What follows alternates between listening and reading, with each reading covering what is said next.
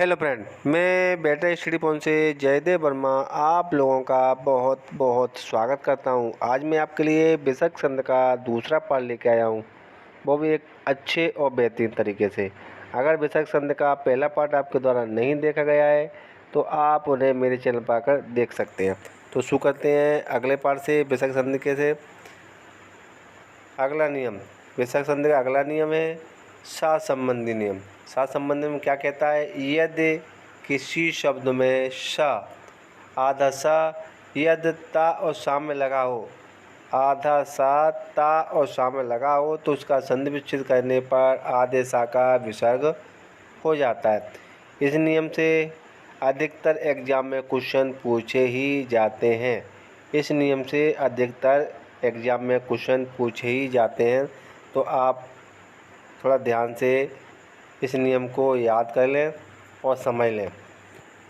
तो देखते हैं क्या कह रहा है कि आधा सा, कौन सा वाला? सर्प वाला आधा सा काय में लगा हो? ता और सा में।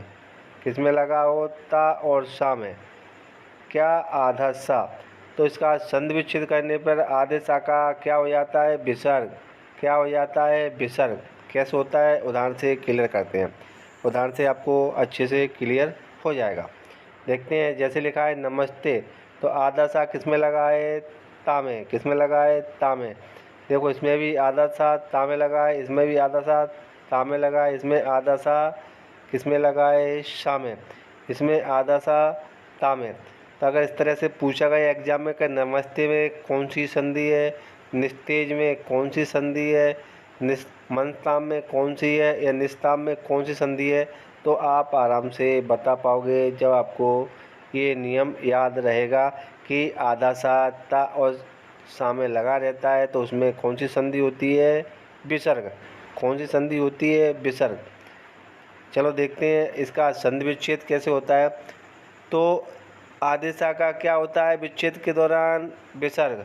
तो देखते हैं, जैसे इसका किया नमस्ते का, तो नमा सा क्या होगा? विसर्ग। क्या बचा? ता। ऐसे ही सा का क्या हो जाएगा? विसर्ग। तो नीय क्या बचा? तेज। ऐसे ही सा का क्या हो जाएगा? विसर्ग। तो मन ताप। इस सा का क्या हो जाएगा? विसर्ग। और बचा क्या? संताप। सा का क्या हो जाएगा? विसर्ग। तो विसर्ग हो गया और तर। इस तरह से हो जाता है। अगर इस तरह से पूछा जाएगा कि नमा प्लस ते में कौन सी संधि है, नेह धन तेज में कौन सी संधि है, तो आप आराम से बता पाओगे क्योंकि इसमें सभी में विसर्ग लगा रहता है। दूसरा, अगर इस तरह से और पूछा गया कि नमा प्लस ते का मूल संधि क्या होगी, तो आप इस नियम से बता पाओगे। कौन सा? विसर्ग के बाद या ता या सा हो तो विसर्ग का सा हो जाता है। कब? जब संध को विच्छेद हुए संध को मूल संध में बदलते हैं तब। तो क्या लगा हो? सा और ता। तो देखो विसर्ग के बाद ता है, विसर्ग के बाद ता है और सा है, तब इसको मूल संध में बदलेंगे तो विसर्ग का क्या होगा? सा। क्या होगा? श। तो सा हो जाता है। अगर इस तरह से भी दिया होगा तो आप आराम से कर पाओगे। क्लियर है? आगे देखते हैं अगला नियम। अगला नियम देखते हैं, अगर किसी भी तरह से अगर पूछा जाएगा तो आप आराम से बता पाओगे कि इसमें कौन सी संधि है। आगे देखते हैं अगला नियम। अगला सा षटकोण वाला संबंधित नियम से है। क्या कह रहा है? यदि किसी शब्द में आधा सा, षटकोण वाला सा काय में लगा रहता है? का में लगा हो, खा में लगा हो, टा में, ठा में, पा में और फा में लगा हो। कौन सा? आधा सा। तब उसका संधि विच्छेद करने पर आधे सा का विसर्ग हो जाता है। ठीक है? कैसे होता है आप आगे देखते हैं, उदाहरण से और क्लियर हो जाएगा। उदाहरण से और क्लियर हो जाएगा।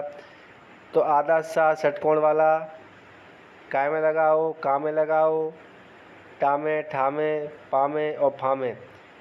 का, खा, टा, ठा, पा और फा, इनमें अगर आधा सा लगा है तो देखो का में लगा है, का में, टा में लगा है, ठा में लगा है, पा में लगा है, फा में लगा है। तो अगर आधा सा इस तरह से लगा है इन शब्दों में, इन वर्णों में, तो उसका संधि विच्छेद करने में कौन से वर्ण? देखो किसमें का में लगा है, किसमें? का में, खा में, टा में, ठा में, पा में और फा में, इन वर्णों में लगा है कौन? आधा सा। तो उसका संधि विच्छेद करने पर आधे सा का क्या हो जाता है? विसर्ग। क्या हो जाता है? विसर्ग। किस तरह से होता है देखो, अगर इस तरह से दिया होगा निष्कपट, निष्कलंक, धनुष टंकार, निष्ठुर, निष्प्राण, निष्फल, अगर इस तरह से अगर दिया होगा एग्जाम में तो आप आराम से कर पाओगे कि कौन सी संधि है, क्योंकि आपको पता है कि आधा सा का में, खा में, टा में, ठा में, पा में, फा में लगा है तो वो कौन सी संधि होती है। अगर नियम याद अच्छे से रहेगा तो आप आराम से बता पाओगे कि कौन सी संधि है। समझ में आ गया कि किस तरह से होगा। उसके बाद देखते हैं अगला। अगला किस तरह से? विच्छेद। विच्छेद के, तो विच्छेद के दौरान देखें विच्छेद का किस तरह से। विच्छेद के दौरान सा का क्या होता है? विसर्ग। षटकोण वाले सा का क्या होता है? विसर्ग। कब? तब सा का, खा, टा, ठा, पा, फा इनमें लगा होता है तब। तो देखो का में लगा है तो जब अलग करेंगे तो क्या विसर्ग हो जाएगा? नी धन कपट, नी धन कटंग, नी धन टंकार, धनु प्लस टंकार सॉरी, नीय धन ठुर, नीय धन प्राण, नीय धन फल, इस तरह से हो जाता है। और अगर इस तरह से दिया है, इस तरह से दिया है और उसको मूल संधि में बदलना है तो उसके लिए ये नियम कार्य करेगा। विसर्ग के पहले क्या ई और ऊ और बाद में ये बढ़ दिए हों, कौन से वाले? वही का, खा, गा, का, खा, डा, टा, ठा, पा और फा। कौन से? का, खा, टा, ठा, पा, फा। अगर ये शब्द दिए हैं तो उसको मूल संधि बदलेंगे तो विसर्ग का क्या होगा? विसर्ग का क्या होगा? सा हो जाता है। तो देखो विसर्ग के बाद क्या दिया है? का, टा, ठा, डा, डा ये दिया है पा, और इसका जब अपन मूल संधि बदलेंगे तो विसर्ग का क्या हो जाएगा? सा। क्या हो जाएगा? श। आप आराम से कर पाओगे। अगर दोनों तरीके से पूछ लिया जाए एग्जाम में तो आप बता पाओगे कि कौन सी संधि है। आगे देखिए अगला और लास्ट नियम है ये विसर्ग संधि का। अगला और लास्ट नियम है, इसके बाद पूरी संधि खत्म हो जाएंगी। दीर्घ संधि करा दी गई मेरे द्वारा, आपके स्वर संधि में आती है ये। उसके बाद आपको व्यंजन कराई दी गई है और व्यंजन के बाद ये विसर्ग चली रही है तो आपको स्वर, व्यंजन और विसर्ग तीनों संधि हो जाती हैं। संधि के 3 भेद होते हैं, स्वर, व्यंजन, विसर्ग तीनों हो जाएंगे। इनके अलग अलग भेद होते हैं तो आपको करा दिए थे। स्वर संधि के, व्यंजन के नियम होते हैं, इनके भी विसर्ग के नियम होते हैं तो आपको मैं करा ही रहा हूँ विसर्ग के। तो इस तरह से पूरी संधि हो जाती हैं। तो इस संधियों के समाप्त होने के बाद हर चैप्टर के बाद संधियाँ, हर चैप्टर को समाप्त होने के बाद उससे संबंधित प्रैक्टिस सेट कराए जाते हैं। तो अब इसके संबंधित प्रैक्टिस सेट कराए जाएंगे आपको। इससे संबंधित अच्छे तरीके से मैं प्रैक्टिस सेट लेके आया हूँ, वो भी एक बेहतरीन तरीके से।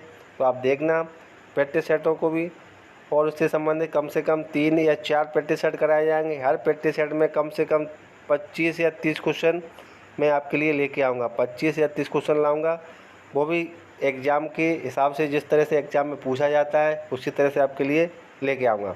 तो चलो चलते हैं इस नियम से। ये नियम क्या कह रहा है? अगला नियम क्या कह रहा है देखते हैं हम। 6वां नियम, विसर्ग में परिवर्तन न होने संबंधी नियम। अगर विसर्ग में कोई परिवर्तन नहीं होता है, कम नहीं होता है, यदि विसर्ग के पूर्व अ हो अथवा बाद में का, पा हो तो विसर्ग में कोई परिवर्तन नहीं होता है। अगर विसर्ग से पहले क्या होता है? विसर्ग से पहले क्या हो? आ, तो देखो आ मात्रा है, और बाद में का और पा हो तो का भी है और पा भी है का है और पा है।